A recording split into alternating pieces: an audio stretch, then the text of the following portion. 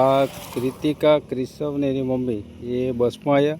તમને અત્યારે મેં સંતરામપુરથી બાઇક ઉપર લઈ લીધા, કારણ કે તો ફાઇનલી મિત્રો પહોંચી ગયા છે ઘરે. તો ઘરની આજુબાજુનું પહેલાં તમને વ્યૂ બતાવું, પછી ઘર બતાવું. તો ફાઇનલી મિત્રો અમદાવાદથી આપણે આવવા નીકળ્યા હતા. તો હું તો બાઇક લઈને આવ્યો હતો. તો આ કૃતિકા કેશવ ને એની મમ્મી એ બસમાં આવ્યા. તમને અત્યારે મેં સંતરામપુરથી બાઇક ઉપર લઈ લીધા, કારણ કે ત્યાંથી 4 જણાને આવું મુશ્કેલ હતું. હું સવારમાં વહેલા 5 વાગે નીકળ્યો. અને વ્યૂ તમે ખાલી જુઓ, કેટલો મસ્ત છે, એક નંબર બેસ્ટ લાગે છે. આ બાજુ પણ બી પહાડ છે અને આ બાજુ પણ બી છે. તો અહીંનો વ્યૂ એકદમ પરફેક્ટ મસ્ત છે. હું તમને ત્યાં નજીકથી જઈને બતાવું. રસ્તો ક્રોસ કરીને અત્યારે ગાડી રહે છે. બાકી આ વ્યૂ એક નંબર દેખાવમાં છે. તો કૃતિકાને રસ્તાની અંદર વોમિટ થઈ હતી. જો બંડી વંડી ખરાબ થઈ ગઈ છે. કેશવને થઈ ગઈ. ચલો ભાઈ, આ બધા વોમિટ અમને બહુ થાય. ચલો રસ્તો ક્રોસ કરીને જાઉં પછી તમને વ્યૂ બતાવું. જો કેટલો મસ્તનો વ્યૂ છે. અહીંયા પાછી અહીંથી ને નદી પણ બી પસાર થાય છે. તો કેટલો મસ્ત વ્યૂ દેખાય છે. આ બાજુ ઓલા પથ્થર ઉપર મચ્છી મારવાવાળા જેવા છે. તો મિત્રો જોઈ શકો છો તમે, આ એક નંબર બેસ્ટ લોકેશન છે. કેટલો બ્યુટીફુલ નજારો છે. અહીંથી પાણી જાય છે, નદી. તો ગામડાનો કંઈક આવો નજારો છે મિત્રો. ને આ બાજુ પણ બી પહાડ છે. ને અહીંયા આપણી ગાડી પડી છે, કૃતિકા અને એ બધા ઊભા છે. તો ચલો હવે જઈએ ઘરે ફટાફટ, કારણ કે લગભગ 2-3 મહિને રિટર્ન થયા છે અને અહીંયા જુઓ લૂઝ થઈ ગયા છે, પડ્યા.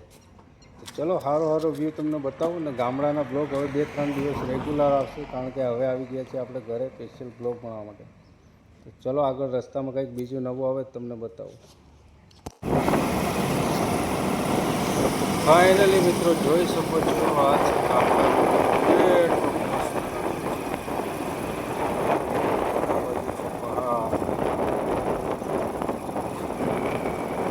એકદમ શાનદાર વ્યૂ છે.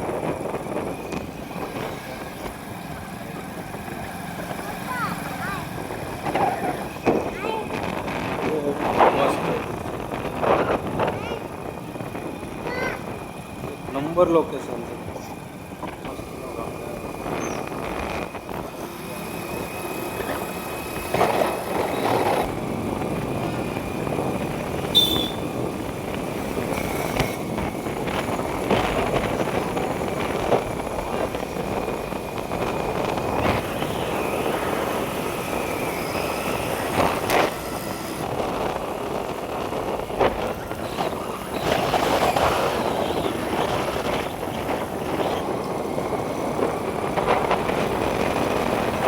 ફાઇનલી મિત્રો આપણે ઘરે પહોંચવાની હવે થોડી વાર, 1-1.5 કિલોમીટર બાકી છે.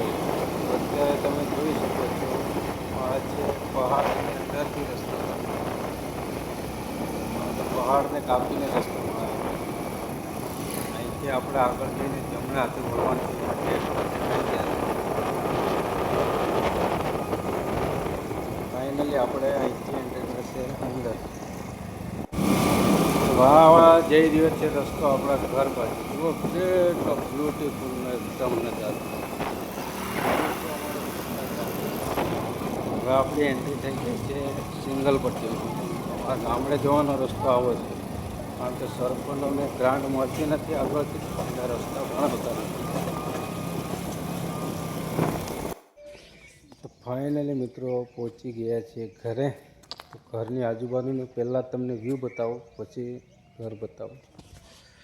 તો જો આ બાજુ છે આપણે ડુંગર, આ બાજુ છે આંબો અને જામફળી અને લીંબુ છે, આ ડીપીની બાજુમાં.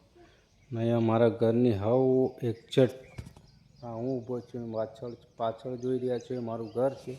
અને એક્ઝેક્ટ સામે, ઘરની સામેનો વ્યૂ. અને આ છે ઘરની બાજુનો વ્યૂ. કેટલો મસ્તનો આ ડુંગર છે. આ બાજુ છે મહેંદીનું ઝાડવું છે. આપણે હાથમાં મહેંદી લગાવીએ ને, એનું ઝાડવું રોપેલું છે. તો આ પણ બી કેટલું મોટું થઈ ગયું. અને આ બાજુ છે આપણી ભેંસો. આ બે ભેંસો અને એમના બચ્ચા બે, એક અહીંયા છે, એક ઓલું દેખાય. અહીંયા પણ બી છે જામફળી, અને આ ઝાડવું છે, આ લીમડાનું ઝાડ છે. ને આ આંબો આપણે હવે હુકાઈ ગયો છે. બાકી બીજો આંબો અહીંયા થઈ ગયો છે આ લીમડાની પાછળ. અહીંયા આવે છે ક્રિતિકા. જુઓ, આ છે મારા ઘરનો લુક કહો અને વ્યૂ કહો. જો ક્રિશવ આવતા આવતે ગાડી એની શોધી લીધી, ફેરવાનું ચાલુ કરી દીધું. તું શું ખાય કીધું? તું ભાઈ લોલીપોપ ના જુઓ, આને આવતા આવતે ગાડી ચાલુ કરી દીધી. આવું છે મિત્રો અમારું ગામડાનું જીવન અને ગામડાનું ઘર, અને આવો બધો ઇલાકો છે અમારો. આ બાજુ છે મકાઈ, આટલી આટલી મોટી થઈ રહી છે. અહીંયા રોપેલી છે ડાંગર. તો આ જોઈ શકો છો તમે ડાંગર. બાકી તો આવું બધું કંઈક વ્યૂ છે.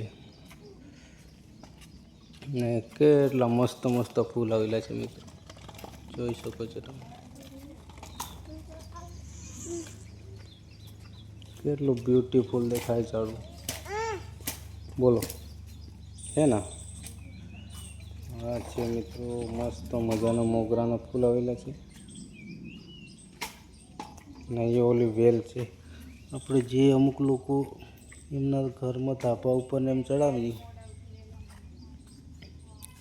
ને અહીંયા પડ્યું છે આપણું બાઇક, ને આ છે અમારું મકાન. અહીંયા અત્યારે ક્રિશવને મમ્મીને બેઠા. અહીંયા બની રહી છે ચા. અહીંયા ચાલુ ખાવાનું ક્રિતિકાને. શું ખાય? તો મોટું બંધ થઈ ગયું ઘેર આવે, બોલતી બંધ. તો ચલો ચા બને, ચા બા પીએ, પછી બ્લોગ ચાલુ કરશું. આજનો બ્લોગ અહીંયા એન્ડ કરીએ, બાકી નવો બ્લોગ પછીથી ચાલુ કરીશું. ચલો બાય.